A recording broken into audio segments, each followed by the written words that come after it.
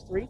We're going to get Sherry unmuted, and that way she can actually get to work. And I'll do round robins with everybody. I'll probably do 2 or 3 in here, just because there's a lot of cards in here. And then I'll regroup us and show you how all of the answers and the things you found actually tie together in the event we have anything. So again, those aren't on the payroll. I can't make them do anything. So this parking lot used to be something relevant to the history of Charleston. Wow, I love like crazy weekends before holidays. This place was the Eliza and Charles Pinckney Mansion, and actually sat in the front of the space facing East Bay Street. Eliza's garden was lined up with Five Church Restaurant, came all the way across right towards us, and then the servant and slave quarters were in the back of the space. That's the layout, just so you know where you are when you're walking about. So, who the hell were these people? Charles and Eliza had a son named Charles, and they had a nephew named Charles. That's 3 Chucks, in case you weren't paying attention. In the event, that's why we look for the secondary clues. So if somebody hears the name Charles, I need to know which one it is from a secondary clue from another device. You guys seeing the point, I hope. Now, the son and the nephew, signers of the Constitution for South Carolina. Big deal for us. I hate politics more than all of you combined. So, with yours, because my ear is trained to listen to that, whenever I am going over history, I'm going to ask you to mute it. Just because I will lose track of where I'm at, and I already have. So, just because I want to listen to that so badly, because I want to find this stuff just like you guys. Yep. All right, so, if I don't get, it's okay. If I don't give the gentleman a recognition, by the way, they will do it for me in a nasty manner for his beer box. So I just give it to him and we move on. We're going to talk about Eliza. Now, mainly women in this group, you guys should appreciate this story. Eliza married Charles at a young age according to today's standards. The reason I say it that way is because if you're going to ask her how old she was, do not expect numbers from the colonial days, the 1700s, like when girls got married at the age of 12 and 14. Think of today's standards, because the husband was over double her age when they married. Creepy age gap then, creepy age gap now. Just going to put it out there. So if there's this age gap in front of me, I'm sorry, but that's the way I feel about it. I've had to put my foot in my mouth a few times. We'll talk about that later on. But anyway, actually, were you on the tour where I had the news team with me since it was October? Oh, sorry. I actually had to do that. I had the local newspaper following me around, like for the tour, and they were going to be doing me as a headliner for Halloween's newspaper. And I actually had that exact number age group in front of me, and they're like, "Hey, Nick." I'm like, "Oh, crap. Can we cut that out of the recordings, please?" But anyway, it was a running joke all night. Anyways, back to Eliza. She married him because her father was over in England. He thinks he's dying. He wants to bring all of his kids home one last time so we could see him. Well, Eliza didn't believe he was dying, and she stayed put right here and got married. 1744, everybody. You don't get married in that year to earn a green card, because we are not a country yet, and there's no such thing. She married him out of love. This is a true love story. There's nothing horrific about this location. It's a place of respect. Back to Eliza. She was correct. Dad didn't die right away. Instead, he starts sending her gifts from England to where you're standing. One of those gifts happened to be the plant seeds of indigo. That's a plant, makes blue dye, makes your blue jeans blue. You've got a whole lot of it on right now. So, that's what we use it for today. When she got those seeds, no idea what to do with it. She had to learn from the servants and slaves how to keep it going. It's not always hot here. Then she had to learn how to make the dye, move it to a cash crop down by the, oh my God, I forgot which river it was. Actually, no, further. I lost it. I'll come up with, I'm sorry. I'll come up with that again. I usually don't like mess that one up. But anyway, she moved it down to her cash crop, got a hold of her father, and told him that the rice plantations were going downhill. They were going to make the killing with the indigo. And now we have an international businesswoman during colonial times. Something you don't hear of every day, because it didn't really happen that often. Oh, by the way, when cars come in and out of here, that's the only way in and out. So be mindful of that. So that's the boring business stuff. Let's get into the weird shit, because that's why you guys showed up. Here's what's going to happen. I am going to assign focus questions to everybody with a communication device. If you go rogue, 3 little rules. No yes, no questions. We won't count those answers. Be respectful, and please do not ask about her children. I will reveal the reasons why before we leave the space. So we're going to start off with Addison. You are going to focus on her death. 4 major things we get answers to from her, because she's pretty open about it. Age of death, how old she was, what she died from, where she's buried, which president was a pallbearer at her funeral. So, again, 4 majors. Age, how, where, president. Easiest way to remember it. So, with yours, Christina and Julie, yours kind of work together in tandem. Here's why. You're going to be looking for, obviously, any 3-letter words or more, but Eliza's initials are E-L-P. So, think of Eliza Pinckney. I'm not going to tell you what the L is, because that's what Julie's going to be looking for. Brown. What do you got? Brown. Brown. Are you frowning? We can't see in the dark. So the L was her maiden name, and the reason why I'm so big on this L part is because she's the second wife named Eliza from Charles back to back. First wife named Eliza. She died in January of 1744. 5 months later, he married the one I just told you about. So kind of a jerk move if you really think about it. But again, true love story, right? So try to figure out which Eliza we're dealing with. You can also go after like the marriage questions if you want, because that thing will give you numbers. How old she was, what year they got married. Those are some things that you do know already, except for the ages. Sherry, yours. You're going to be, am I getting names right? Yes. Cheryl? Yes. Okay, Yes. perfect. You just kind of gave me that, like, No, hesitant I'm look. sorry. Yes. So the mansion's not here anymore, obviously. Yeah. Ask what happened to it, and if we get the what, we often get 2 or 3 numbers from the exact date of that tragedy. Yes, I just gave you a clue. It was a tragedy. Your device only gives us like 1 to 2 syllables at a time, which is why you get such simpler questions. Julie, you and I will take a look at that word list from time to time, just to kind of see where you're at and see if it ties in with what everybody else has going on. Any numbers out of the EMF meters, by the way? I did see a 4.1 when we first got here. Perfect. I'll take a little 4.1. So you're going to also escalate those numbers. So you're going to still be at 2.5 and higher, but when you get like a 4.1, you're now not going to give me anything below that. We don't need a whole notebook full of numbers as you guys toggle back and forth. But again, I want to kind of see like where each one goes up to. So you're up to a 4.1. Don't give me anything below that. We're going to keep it growing. So Cheryl, have you seen any numbers come out of yours yet? What have you had? Do you remember? Ballpark? The top number. So so the bottom number is temperature. So if it comes up like you had a 4.1, so that would be the reading. All right. Have you heard anything come out of there yet? Okay. I'm going to give you a few minutes to get that actually located. All right, guys, we're going to spread out. Just stay away from the vehicles. I know it limits us with the amount of vehicles that are in here, but just try not to go in between or in front of those vehicles. Let's get you unmuted finally so you can get to work and everybody spread out. Christina. Yes. You with me so I can show you how to work that. Everybody else spread out. I'll be with everybody in just a minute doing a little bit of note-taking. All right. So your device is going to be on. That's my question. You had questions? I did not pay attention to your questions. You had simpler ones.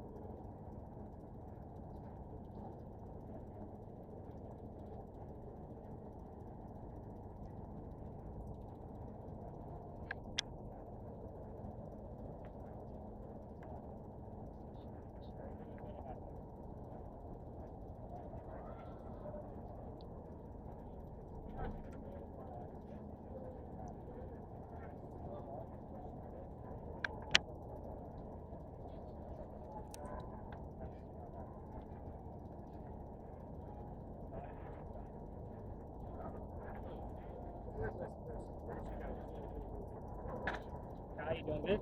I am. All right. Question. Yes. Do I only record when you're done with the history lesson? Or do I record while you're giving the history lesson at each location? So at each location, like once we get there, you can hit that record button. So again, it's your guys' footage. So I mean, I spot check it, but it's your guys. I mean, if you want footage of the story, that's fine. Okay. It's completely up to you. And Okay. with the smaller cameras, like what you and Crystal have, I don't always follow up with them in real time because I send them to YouTube, so I can watch them on a big screen. You guys are gonna watch them on your TV. Right. So if I'm not talking with you as much, it's only because unless I'll say, "Hey, Kai, do you have anything going on?" And that's gonna be pretty much the end of it. Okay. And again, if you give me like, I may have seen something, I'll just note in my notes like, watch this specific location a little bit closer. Okay. So, All right. but yeah, Thank you. got it. Got it.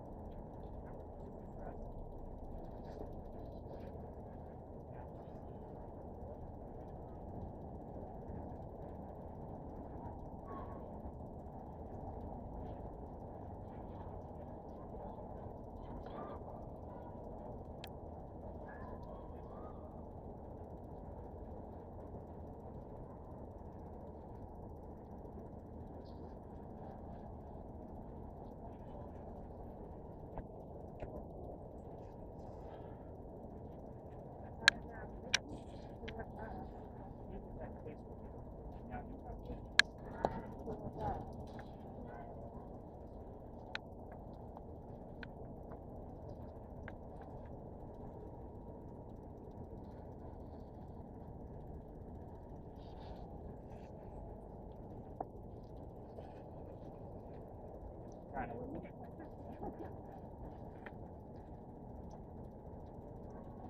Alright, we're going to wrap it up soon.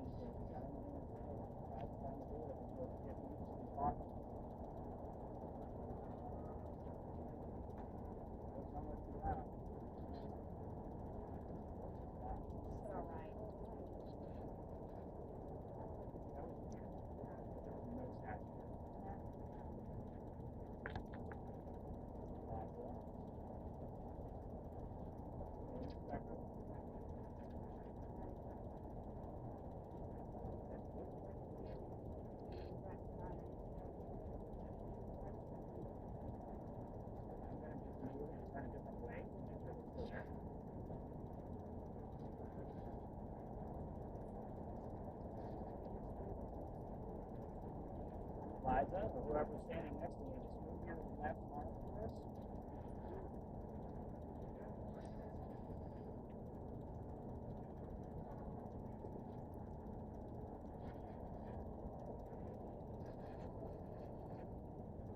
Whoever's there, not if you don't recognize it, move your left arm so we know that there's actually somebody there. Make sure it's not something that's up in the distance or a sign or a tree.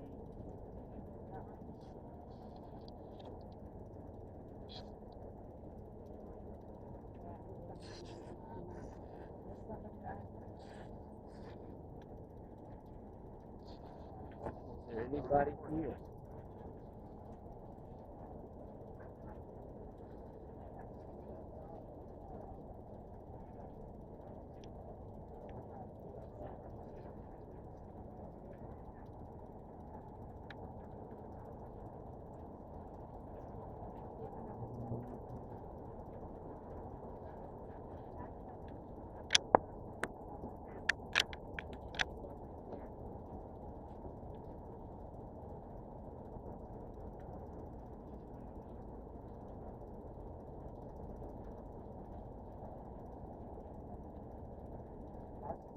However, that truck is also in front of the building.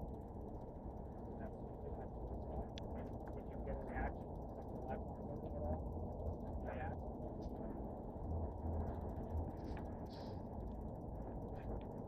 Get that shot. Get close to that truck.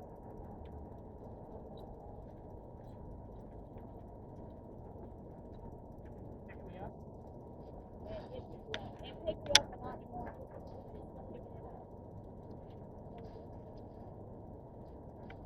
It's not taking you out. Behind that vehicle. Or in front of this vehicle.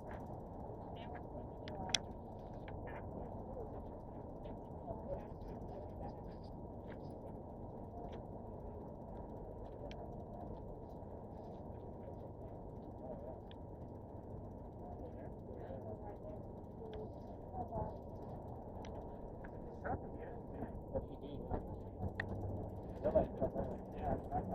you out. Welcome to the whole city on Sunday. We're going to get a lot of religious turns. Looks like it's really big.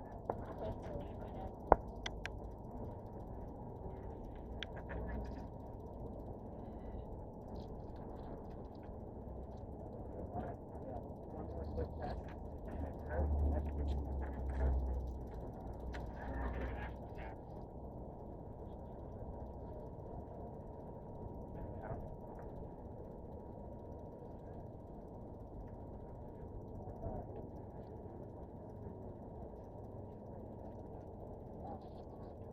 I'll be honest, I watch these as African because I watch them in other times. That way, almost like it almost gets free. So that way, when I watch it, stick figures look like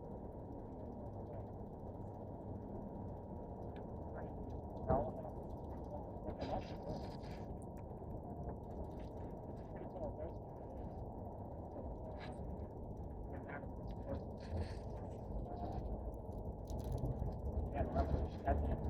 Format.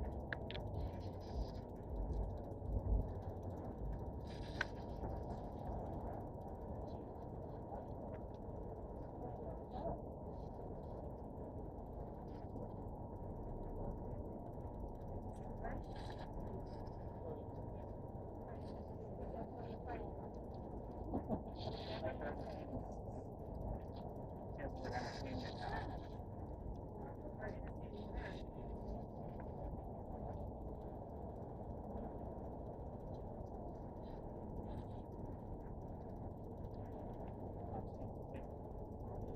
that's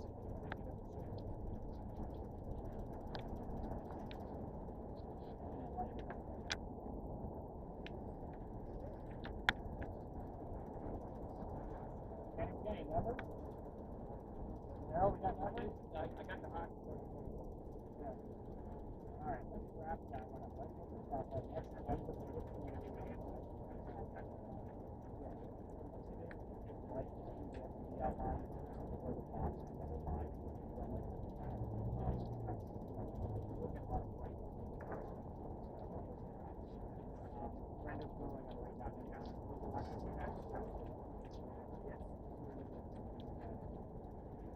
Yeah, it is. Okay.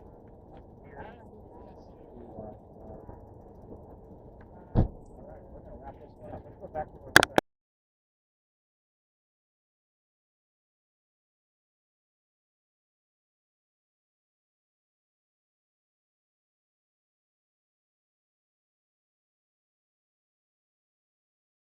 You get any words along the way? Not that I could pick out. I mean, Even on it- there.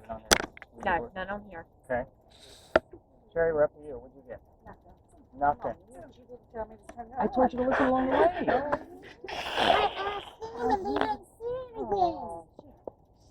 So in between spaces is like primo time for that particular spirit box.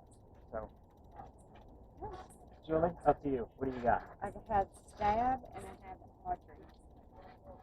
I don't know who the hell Audrey is, and hopefully she didn't get stabbed.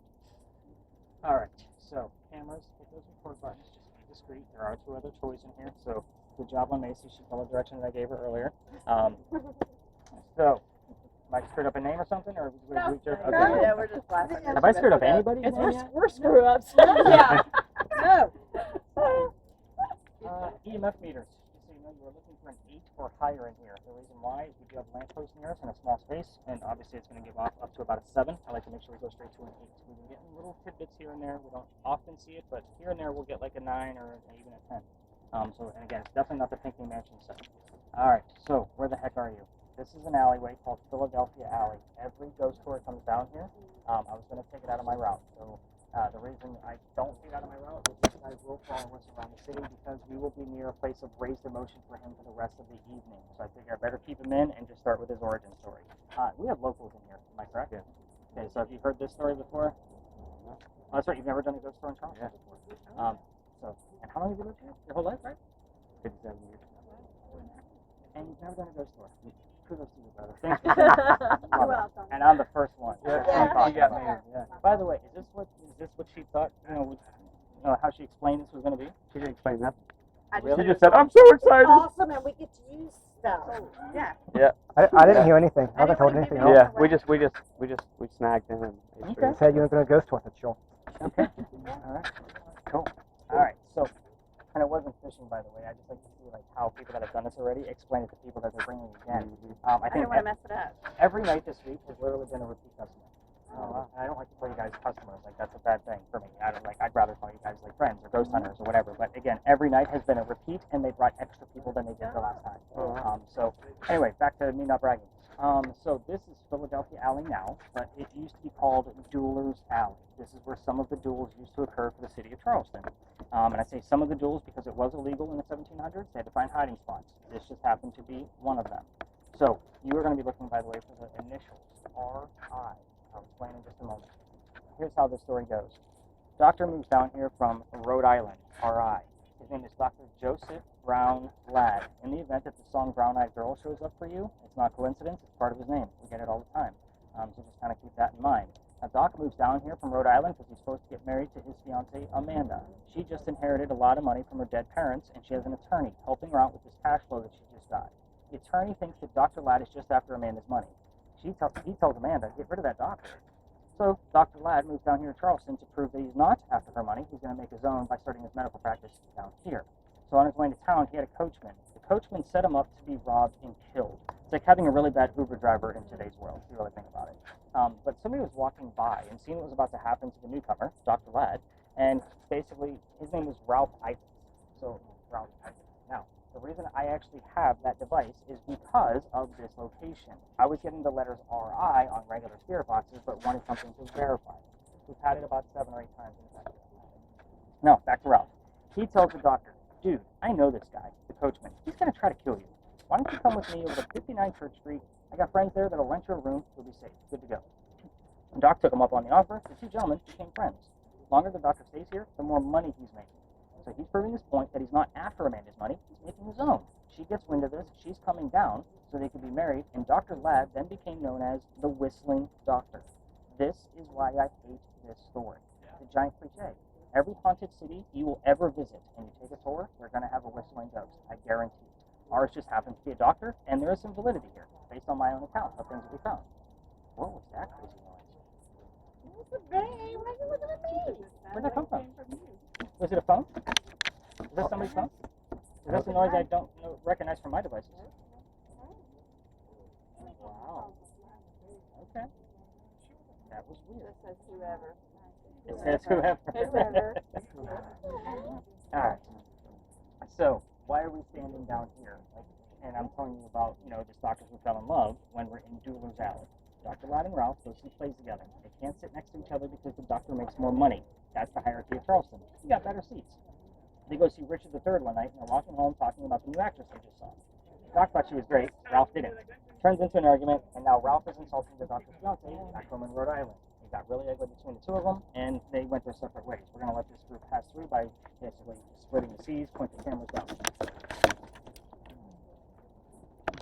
How's it going, man? We managed to do this, don't we? I know, right? All the time. Good to see you. Thank you.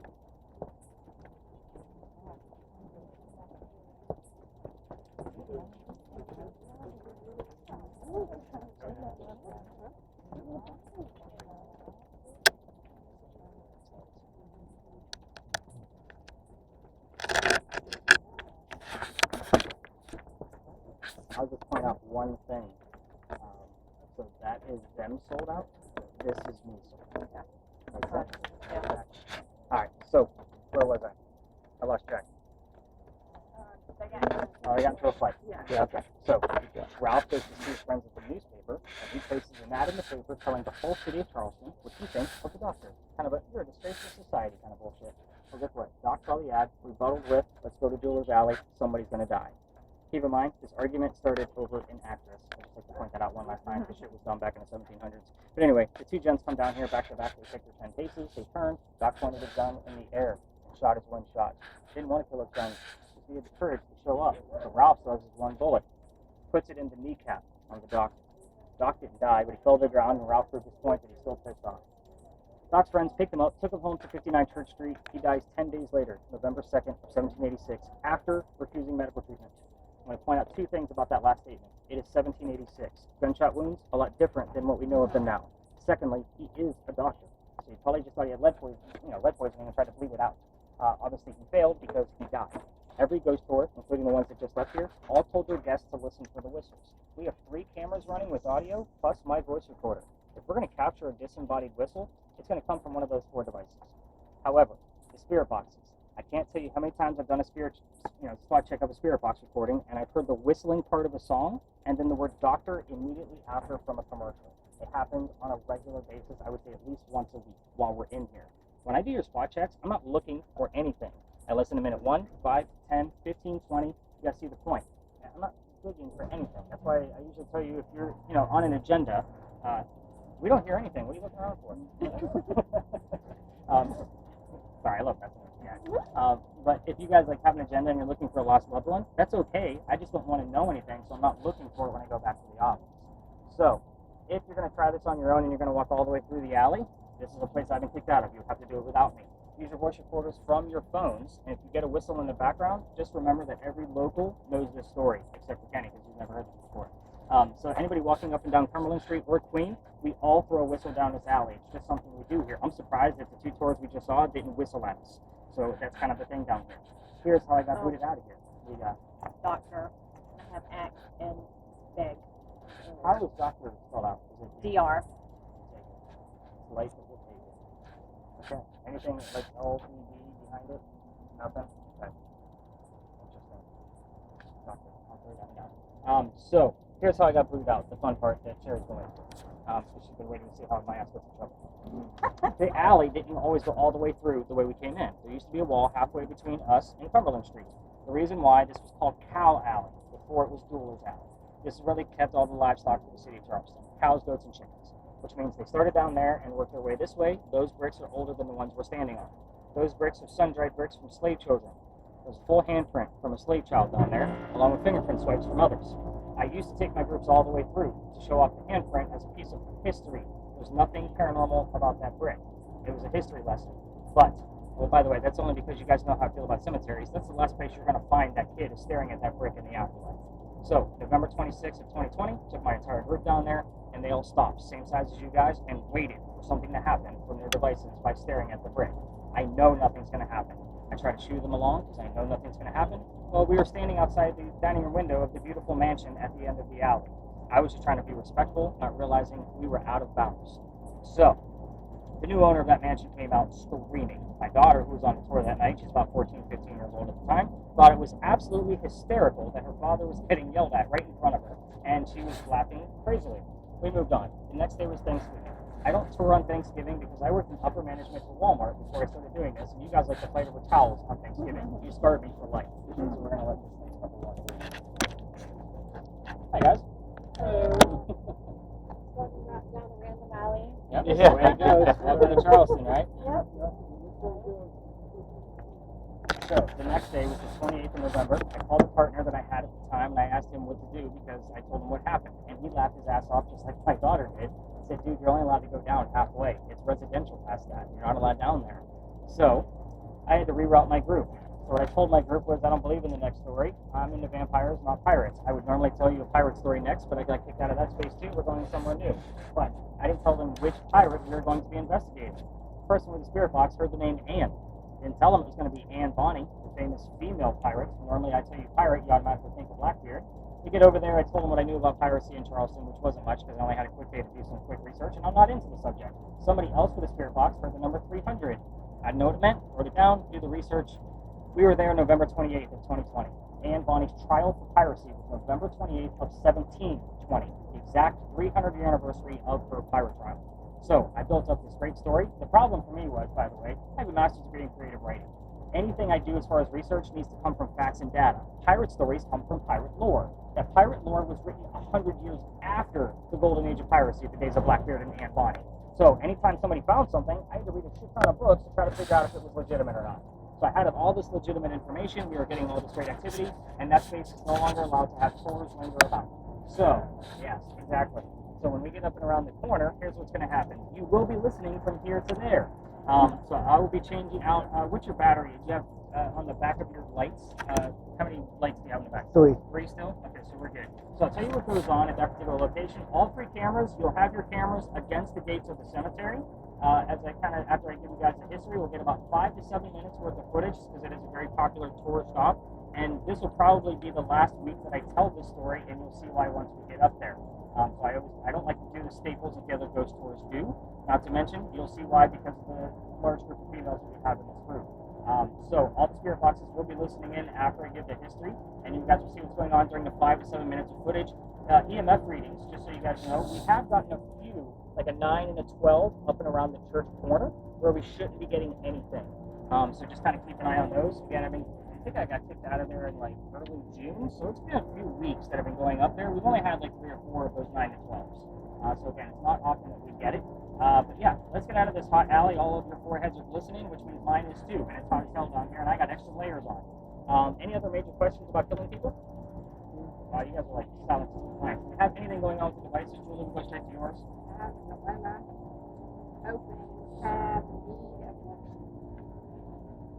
Wow. That's craziness. Any words? Pop. I'm going to write it down only because it's weird. I wouldn't imagine that would be the sound that a dueling pistol would make. Anybody know anything about dueling pistols? Because I know. You just like one musket ball in there, right? Yeah. Yeah, it's real smooth 4 pistol. Is it going to make a pop sound? Normally we get the It would bang. be a pop. It would. I think it'd be a pop. It would be more of a pop sound because they use straight black powder to propel the musket ball. So yeah, probably more of a pop. Okay. Addison, did you get anything, or are you focused on me? I'll start this one. Okay. All right. We'll crank it up, turn yours on, and let's go up and around the corner. Let's see what we can get over there.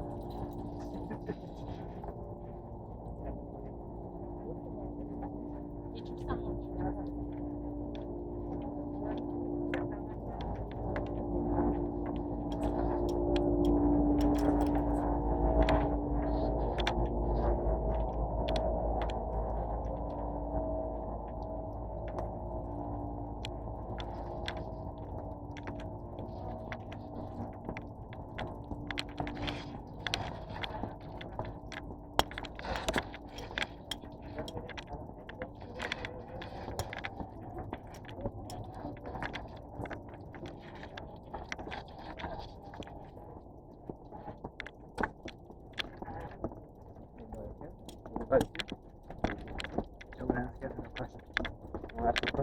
Don't ask yes or no questions because he said because they will answer yes or no, and that's not very cool. Right.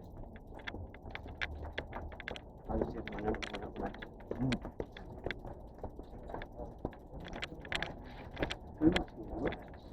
There we go. Outreach.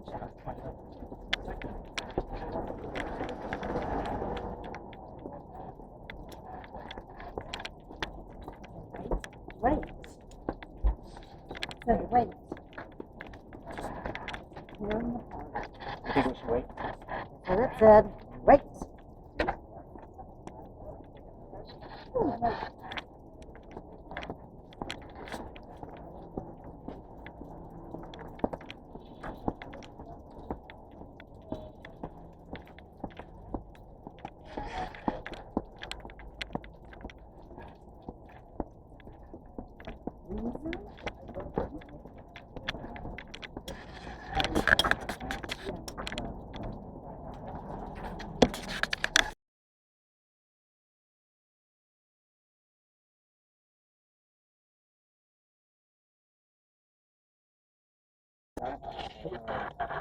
Go and then the challenge is.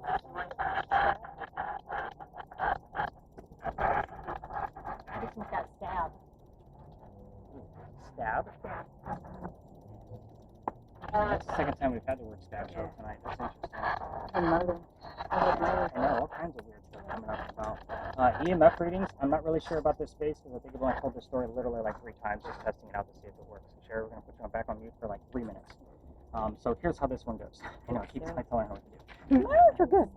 So all 3 cameras, you guys are going to be basically up in this area, shooting your cameras at a diagonal going this way. I'm not really sure how further up we can go, like based on the boundaries of what I'm allowed to do. But here's the story. All stories come from some truth. Overall, this story is a parable, so keep that in mind. Now, the St. Philip's Church has caught fire in 1791. There was said to be a slave that actually climbed the building and was pulling burning pieces off of the building to help save the church. His name was Boney. The interesting thing about Boney is that he actually earned his freedom because the church took up a collection to buy his freedom. So, Boney is said to basically wander around this area and allegedly buried on this side of the cemetery. This is for non-native Charlestonians. So a native, if you're from here, you can get buried over there. If you're not from here, you get buried over here. So that's kind of a ghost story all by itself. This is kind of a ghost story within a ghost story.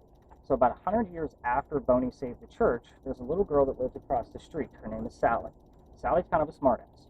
She has a couple of friends wanting to dare her to go in and place a staff over Boney's grave in the middle of the night after sneaking out of the house. So she decides that she's going to go into the cemetery and place this staff on Boney's grave. And when she enters, it's perfectly dark. Obviously, we're going to call it midnight because that's the cliche, right? So she goes in there and she thinks she hears something. So she runs all the way to the back of the cemetery and stops. She finds his grave. She thinks she sees something again and starts to run away from his grave. But then it's like, oh, I forgot to leave the staff so my friends can make sure that I did this. She goes back and she plants it into the ground. Then she sees something else. She tries to run again, but she can't. She frightened herself to death because that staff went into the hem of her dress and she couldn't run away. So technically we have a ghost story within a ghost story here. hope here is that we are going to get things from Kai's camera and see what we can get. We're going to get about 5. And the weird thing is I've been telling the Ann Bonnie story at that parking lot on the other side of here. And the things that are weird that we've gotten over there, we've gotten the word Boney, where I mistook it as the name Bonnie, like maybe just a misspelling. We've also had the word Sally's. Sally's is a term where you would walk in a certain way. So I kind of took it, maybe it came from Jeweler's Alley. And it's something that used to show up often, because I went back and started looking at the other investigations around that area. And these are the kinds of terms that I'm finding, thinking, we've been getting shit from this story the entire time, and I just never realized it. So cameras, let's get them up and running. You're going to put them right against this grate, and you're going to point them diagonally. So Kai, you're going to lead the way. So, and then the other 2 cameras, same thing. The reason why I'm doing this with all 3 cameras is because in the event that Kai's camera finds something, I can see what the other cameras did. So that way they all have the exact same angle, and I can analyze to see how things are being seen through the different pieces. Keep an eye on your spirit boxes. Let's get Sherry's unmuted again. We'll be here for, I don't know, we'll try for 5 to 7 minutes and kind of see what goes on here. And then, how are we doing back there with that EMAP? Do you have any numbers at all? No. You really don't talk much, do you? No. Of course, I haven't asked you all that yet. Pause.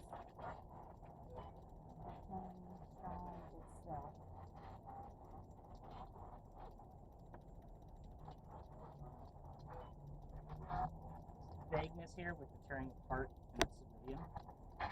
Basically, this slave became a civilian by buying the freedom.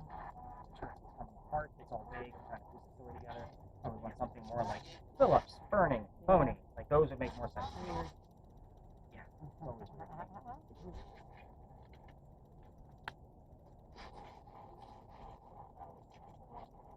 Alex. I heard Alex. Alex. That's what I heard. So I'll write down Alex.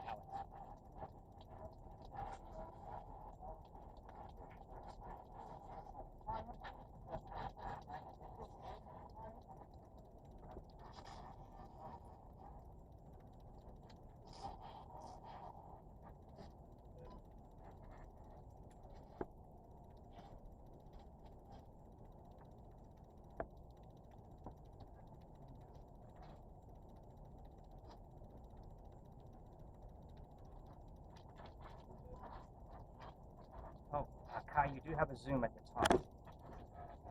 Horizontally. There you go.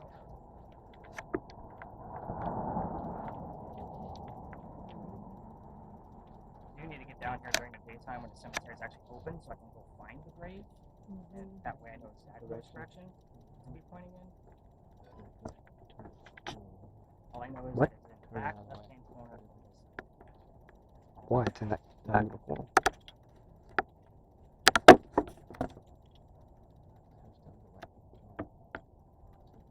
The hatch. Yeah. Yeah, those are the hatch.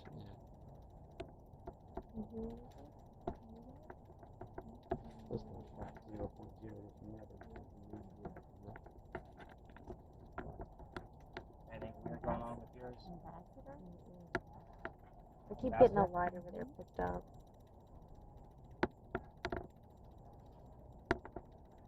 Yeah, it's picking up the residual light in the back. Are all buried all the way around the city. One of them was an ambassador, and one of them is right across the street. I just can't remember. I don't think it is. I think it was Thomas and the ambassador.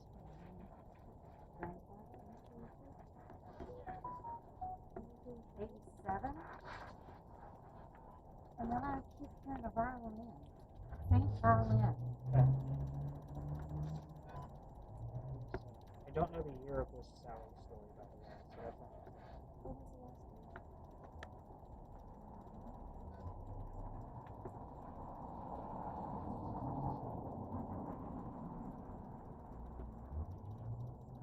Who's got the spirit box on there now? Christina, you still got it? Yeah. What you got going on with yours? I heard a whistle earlier, but other than that, Okay. Okay, we're still near the alley, so that's good. We'll take it.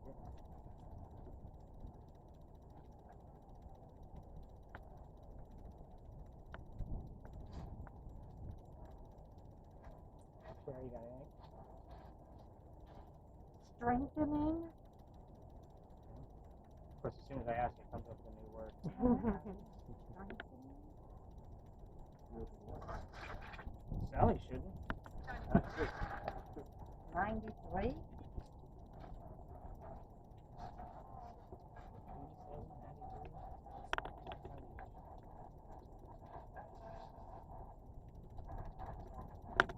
Storm? Julie's on it now. Yeah, she's heard Storm. Also. Waiting? Come on, Sally. If you got anything, we'll take you. Just want to hear from you. How's our little Ouija board going?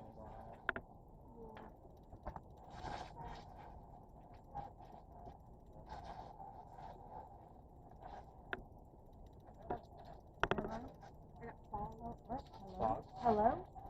Hello? She got fog too. That was spelled out for us. Hello and fog. Go-go?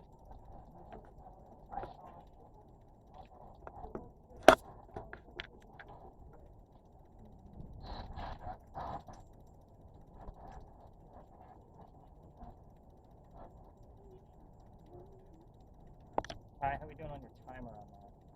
It says 8 minutes 46 seconds. Yeah, about another minute. We'll get 10 minutes out of it. Just because again, this one's way for I started it when you started speaking Oh, okay. for the history. I've got it'll 5 be minutes. probably roughly about 5 Okay. Is that one pip now? Or one light? Oh. Extra. You're gonna need it for the next couple spots. Okay. Nope.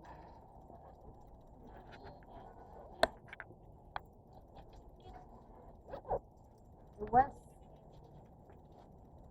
It said C. C.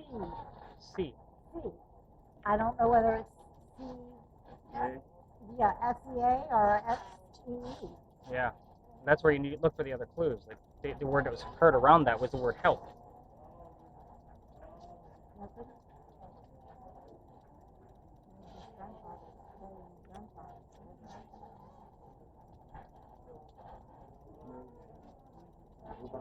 Nobody? Anything weird on yours? No. Said it again. Nobody. Twice. Alright, let's wrap this one up. Tons of footage on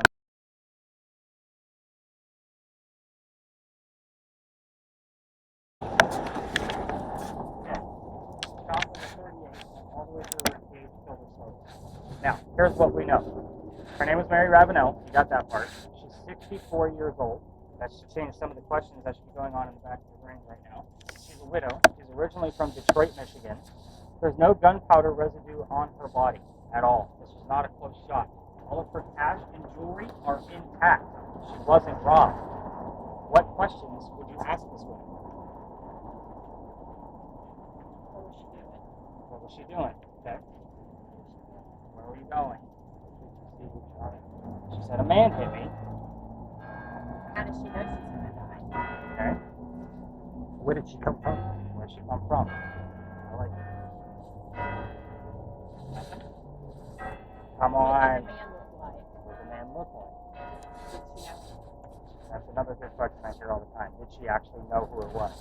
And just didn't want to say his name and said a man hit me.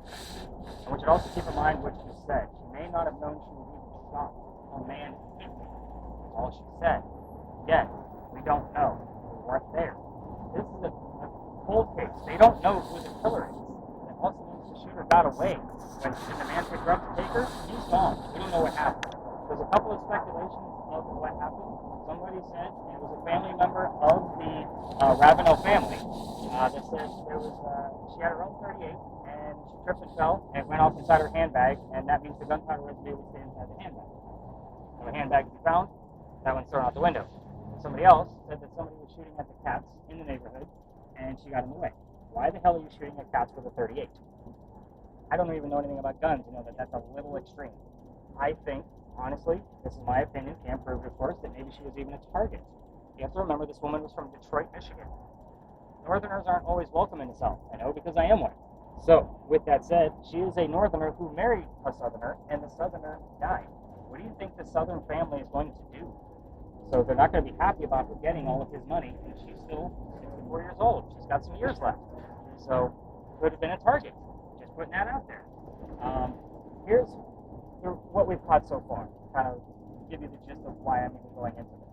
So one night, and I started doing this story back in November, shortly after your report. So, and we started on November 1st, by the way, which was the exact anniversary, ironically enough. But a few weeks went by and we weren't getting anything. I was thinking this story was going to be a dud.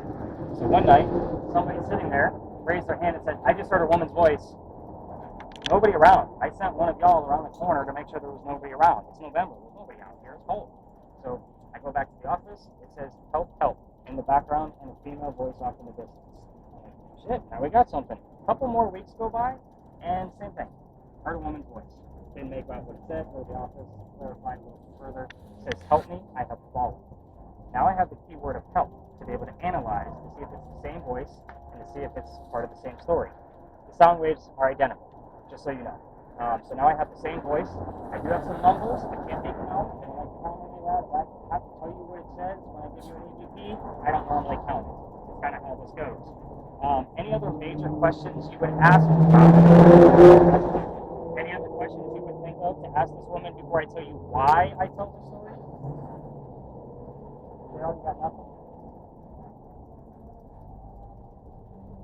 Yeah, you guys asked a lot of good questions. The other point of this exercise was to show you, you don't have to shout like they do on the TV shows. Like, is anybody here that would like to talk to us? You guys told me the questions, and you were essentially, if Mary's here, she can hear you.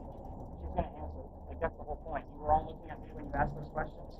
The point of the matter is, I hate the shows where they come up with a game plan with their team, and then they literally turn around and play good cop, bad cop.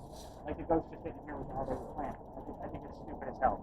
It's not about that. It's about the respect factor. We want to know the details. We want to try to figure this out for her, maybe put her to rest. Like, that's the whole point. I think it's a fun story because we don't know the answers. The hope here one day is that I actually have enough evidence I can turn it over to the police and say, "Here you go. Figure it out. This is what I got." I will tell you when asking, who asked about the description? What did you look like? Was it one or two of you? Yeah. So somebody asked actually on more than one occasion when that's happened, somebody with a spirit box on two different occasions heard it was an African American or it was a black man. Like 2 different weeks apart occasions. So can we assume that a prominent white lady here in Charleston assumed that it was a black man that shot her? We can't. However, I've had cops on this, and we've done this whole thing, which was very interesting with cops, by the way. They're like, well, if she thought it was a black man, she's never going to break away from the fact that it may have been a black man. Like, it's always going to be her truth, just so you know. Is everything going to get after this slogan? Not necessarily, but I'm just telling you how normal, like how people who witness things. Is like, once they believe something, they believe it wholeheartedly. Wow, there's a lot of traffic down here. This is why I don't do this on the weekends. It normally works, but we got a voice in the background from the carriage ride. So the blindfold test that we're about to go through, by the way, this is the reason why I tell the story over here now. One night with the virtual reality piece, somebody got an image, but the person with the spirit box said the words 33, murder, Mary. I didn't know what any of it meant. I had to dive in, but it was the image that really tied it in. And I just looked for like stories relevant to Mary around the area, and then came up with this idea to do the live EVP session. This is the image that came through on that particular night. You're going to see Mary herself on the left, and Mary, the image, the virtual reality image, on the right. So you can see the similarities of the eyes, the cheeks, the mouth, like all of the things. And then the person with the spirit box just said, "Murder, Mary, 33." So these were all things, and I was like, okay, there's got to be a story in there. I just didn't know how to tell it and like where it was going to come from.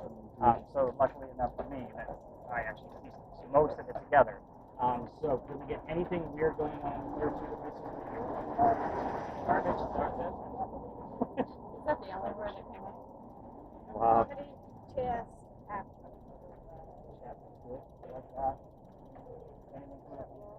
Walk? Rock.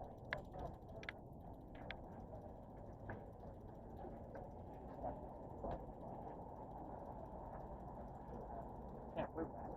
That's one of the things though. If you hear any voices, I know there's a lot of traffic going on. Anybody else want to give this thing a quick listen before we go blindfold some of you? Anybody curious about how intense that thing is? They're like, no, not if you just about how much traffic was here.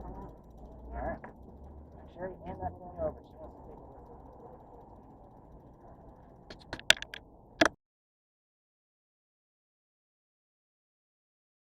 And all you'll have to do is hold it, and when we come back over, you're going to point it directly at them, and that way they can watch it later.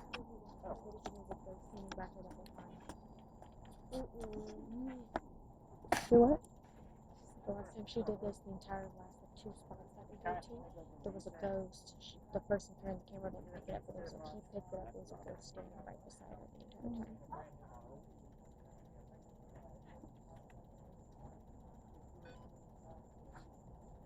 I was just standing. Like, no. Your spirit box does not have volume control. So it's already kind of like preset. So if you get to a higher level, you're just going to have to let me know. We're doing quick adjustments. So, on the source, we don't want you to hear me at all.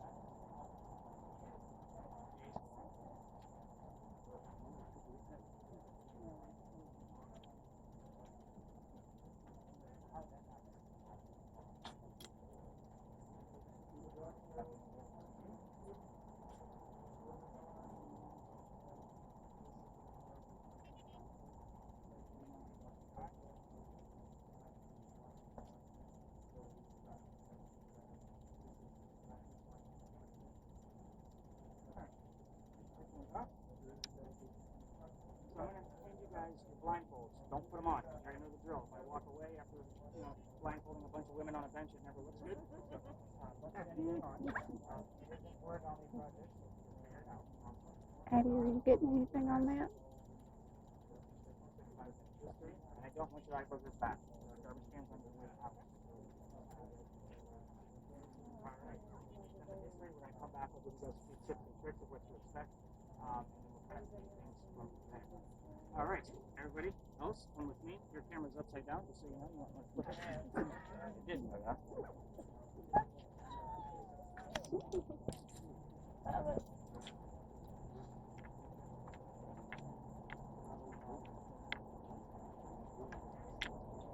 Alright, everybody's got a role when we get over there. So Cheryl, you already kind of know what your role is. You're just going to keep your camera pointed at them. So they're not going to hear the story tonight. Yes, I'm a jerk. I'm not going to tell them anything. All I'm going to tell them is how relevant it was. The other 2 cameras, in the event, if you guys want to do like 360, like standing still, we have gotten anomalies from both of your cameras in this location before. Just make sure you're recording the entire thing. In the event, I can't remember who we got over there. So first one, Christina, if they're not giving me the answers, if you get a word, tell me what the word is. Same thing with yours. Just tell me what the word is. You might get the answers coming to you guys. I'm also going to need volunteers, a family member, in the events because the 2 ladies will not be able to hear me. If they're too loud, I'll need a family member to tap them on the shoulder.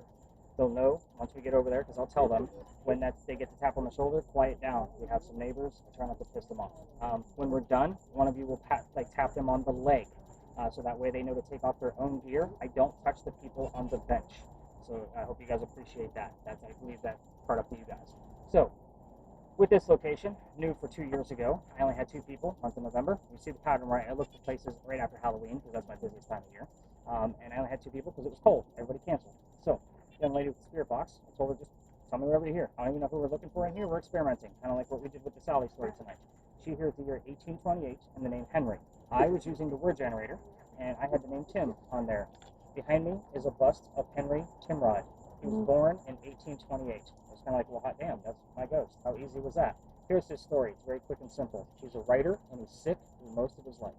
He's old enough to go fight in a civil war. So he goes out to the battlefield. His comrades realized he was too sick to fight. They sent his ass home, knowing he was a writer, and said, go be the voice of the war. They wanted him to write what was happening on the battlefield. That's exactly what he did. He came home, started writing poetry about the battlefield. He became known as the laureate of the Confederacy. It's a pretty big title in the writing world, in case you're not familiar. Anyway, he's doing pretty well for himself. He has a son. His son's name is Willie. He's born on Christmas Eve, but he did die 9 months later. Very sad. Him and his wife Katie are mourning. Henry's not writing as much. He has another writer friend of his that he went to school with. His name is Paul Hamilton Hayne. He offers him his cottage in the middle of the state, Columbia, and says, go get back on track. Leave Katie behind, his wife, to mourn with her parents that were here visiting. He goes out to that cottage and writes his last words. His last words, dear person with a short life in modern day English. It was beholder of brief mortality is what exactly he wrote down. But then he coughed and it landed on the page in a bloodstain. He had tuberculosis. He died right there, age 38, pen in hand. Perfect way for a writer to go. But we're here because of that bloodstain. It's pretty famous here in Charleston. They show it one day a year at the Charleston Library Society.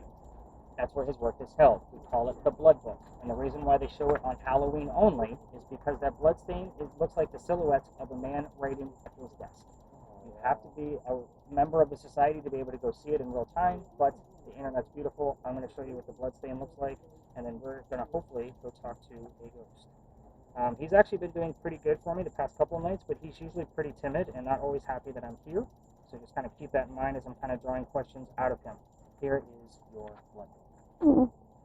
So last page, but there is your blood stain. You can definitely see the silhouettes of a man writing at his desk.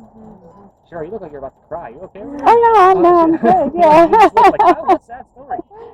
But again, we started off with a nice, easy football player. We're going to end with a bloody death. Hopefully he comes through for us. He's been actually pretty good the past couple of nights, so we'll see.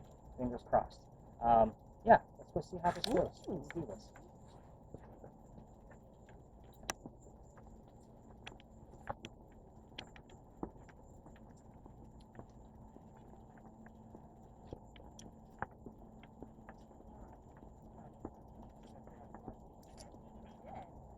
He did.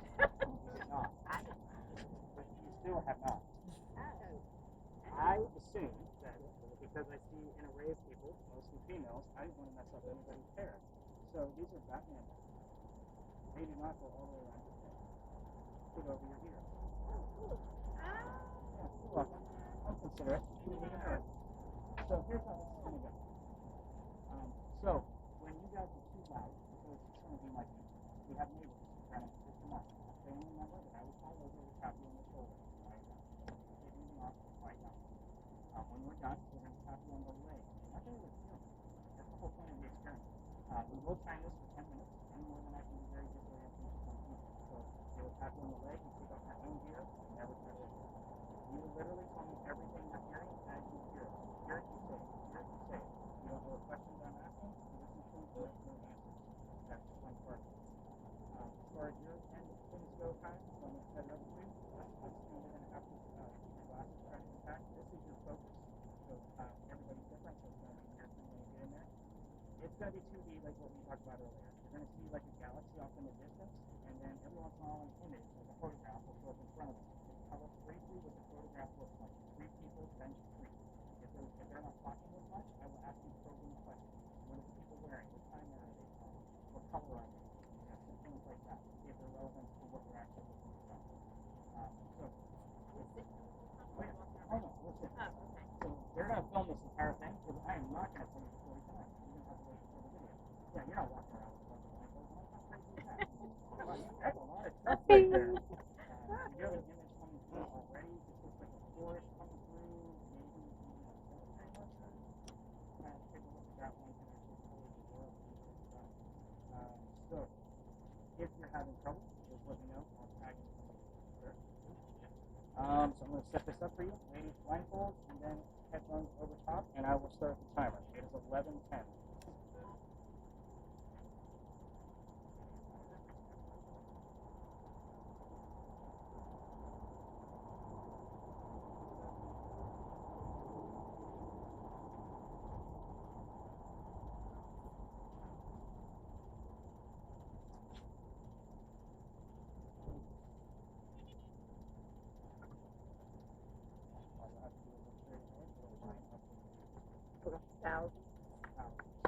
Henry, got a couple of people here on the bench, so.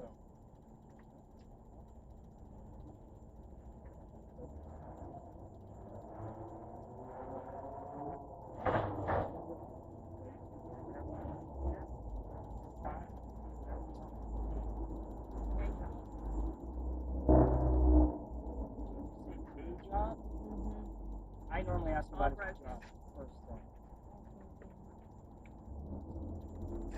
Free living. Henry, I need you to tell us about your work.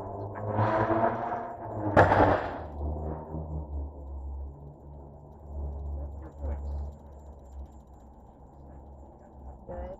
Henry, what did you do for work? What's your job? Students. Serving. Who did you meet when you were a teacher? Ideal. He met his wife when he was her school teacher, so you guys know what that is. Growth. Henry, who did you meet when you were a school teacher? They're old rats.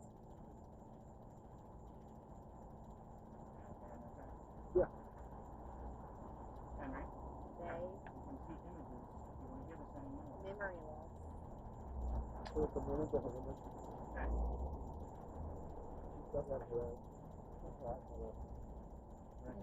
you.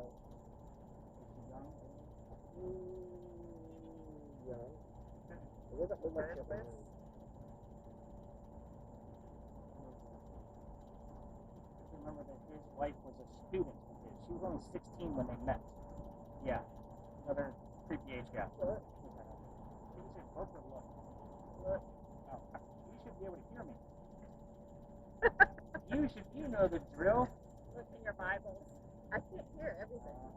We're going to jack this volume up. Okay, good. Hear me now? Hear me now? Yes, you can hear me now.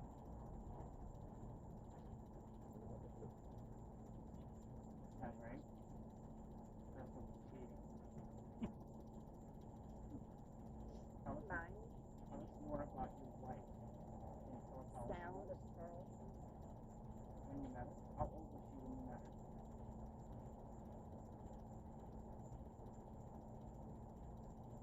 We're not leaving yet.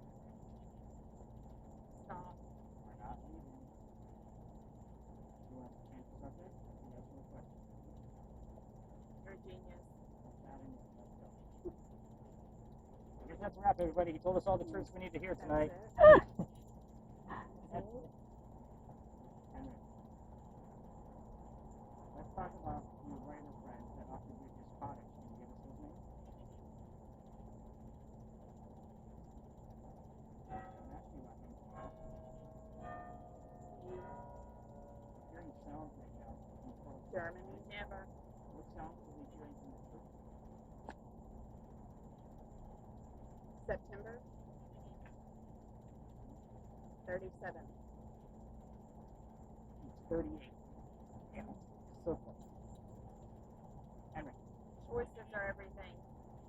what sound did we just hear out of the church?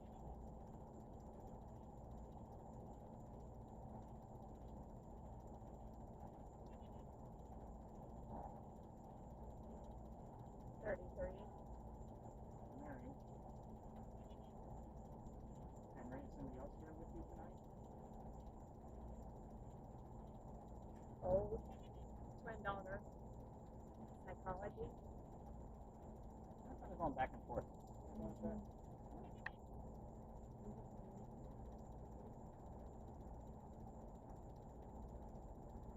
Henry, is somebody else coming here with you? Give us their name.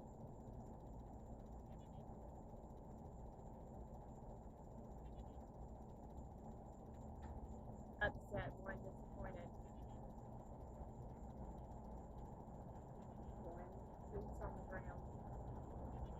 Henry, do we want to change the subject? Stay. No, twice already. Not. Talk about your work. What did you write about? The word boots on the ground was you said. What? Can you give us a little bit more? Ashley. 7. Henry, what did you write about? You can show us images. We'll understand the interpretation of that. Kid. But. Right. Little frisky and risky. She did say right, just so you guys know, so I'm okay with that one. It's subtle. It's a little late. Understand. I understand. Henry, what did you write about? He sees things. Can I share? We're hoping you would. We're not getting much of anything tonight. And we're already 6 minutes, almost 7 minutes into this. Positive. Can you give us another minute? So what did you write about?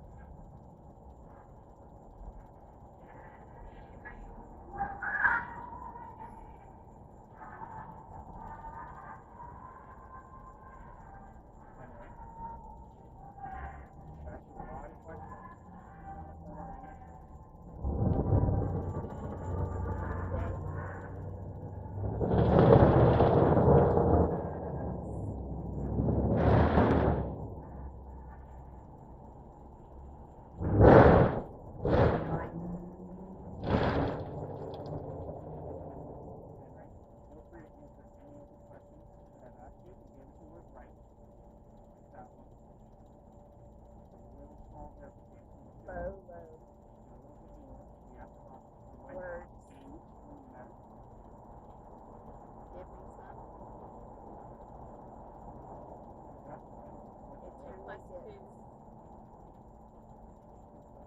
was her last race? Because Air.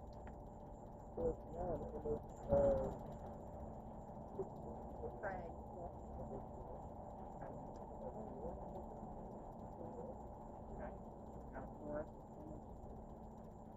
Store. On the ground area. And we are running out of time. 2x6. Air. What's with all the math problems she's giving us?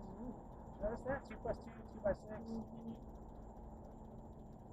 He was an English teacher. Like, that had nothing to do with it. Weird. Henry. Active. Henry, we're going to wrap it up unless you give us something solid. Creative. Needles. Survival. We're burning. Henry. And shoot for the name of your writer friend that offered you the cottage. Ask her Katie's age when you met her. You should know about that. I do know about that. I'm waiting for you to verify it. Keep punching and digging. Blue. Blue? September. Charles. Sophie's not always happy with me. Help me. Always punching and digging. Henry, would you Open like for us to leave everyone. to say the word home? Houston needs to the Lord. Henry, we're running out of time. Partner. Quickly. Last chance to answer any of the questions that I've offered. Roughly some. Roughly Kicked out of the fire. Family night. Work for you.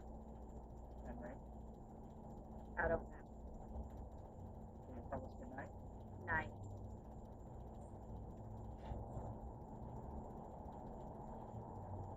Mass.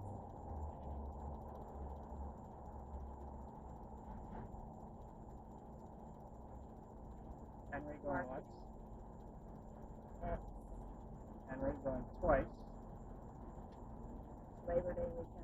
Alright. Let's get some family members to tap their legs. Kai, go ahead and get your eyeballs out of there. Let's take a Wide. look.